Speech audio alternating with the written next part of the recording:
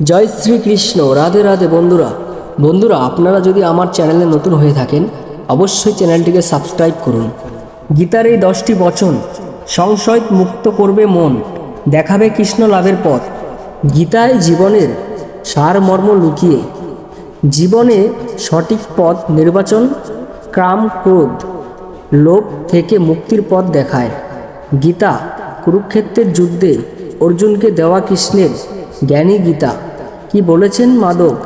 ভগবদ গীতা বেদের তত্ত্বজ্ঞান, উপনিষিদ্ধ, আবার উপনিষিদ্ধের সারি গীতা। কুরুক্ষেত্রের যুদ্ধে কৃষ্ণ অর্জুনকে যে জ্ঞান দিয়েছিলেন তাই গীতা নামে পরিচিত। গীতায় জীবনের সমস্ত সমস্যার সমাধান রয়েছে।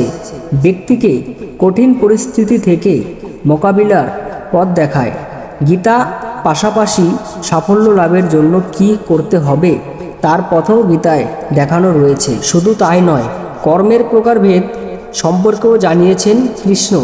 গীতায় এই 10টি বচন সব যুগেই প্রাসঙ্গিক। কি বলা হয়েছে গীতায় জেনে নিন। গীতায় বলা হয়েছে, কেউ মরে না, কেউ মারে, সমস্ত কিছুই নিমিত্ত মাত্র। জন্মের পূর্বে কারো শরীর ছিল না, মৃত্যুর পরেও তাদের শরীর থাকবে না। এই দুইয়ের মধ্যবর্তী পর্যায়ে শরীর থাকে। তাহলে এর জন্য কেন শখ পালন করো?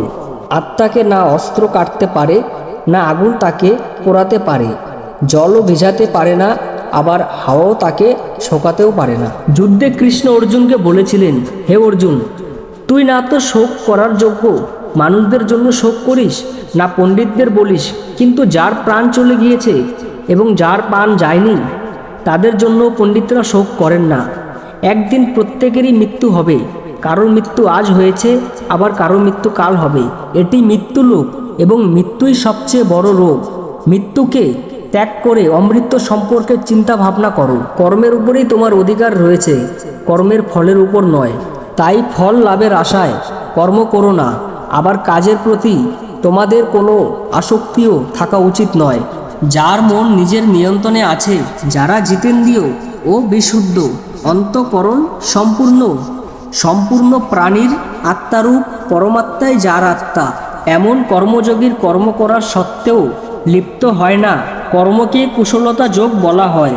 রাগের কারণেই ব্যক্তির স্মৃতিভ্রম ঘটে। এর ফলে তাদের বুদ্ধি ভ্রষ্ট হয়। বুদ্ধির ভ্রষ্ট হলে ব্যক্তি নিজের ক্ষতি করে বসে।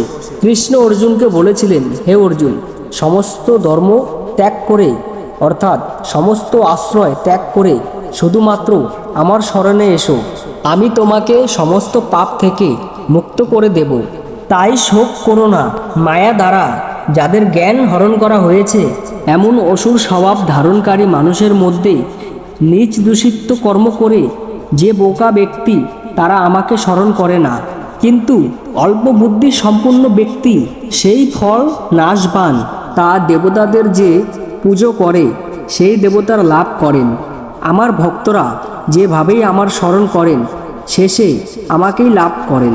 কাম, ক্রোধ ও লোভ, এটি 3 ধরনের নরকের ধারা। এই 3টি আত্মাকে ধ্বংস করে এবং অধোগতির দিকে নিয়ে যায়। এবং এই 3কে ত্যাগ করে দেওয়া উচিত। গীতায় শ্রীকৃষ্ণ বলেছেন, আমি সমস্ত লোক ধ্বংসকারী মহাকাল।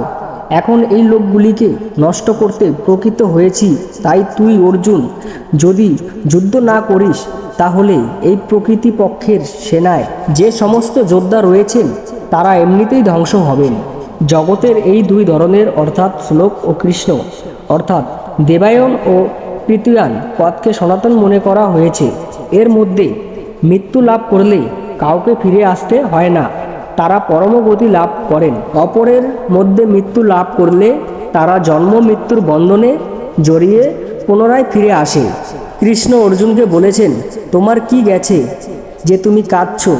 তুমি কি এনেছিলে যা হারিয়ে দিয়েছ?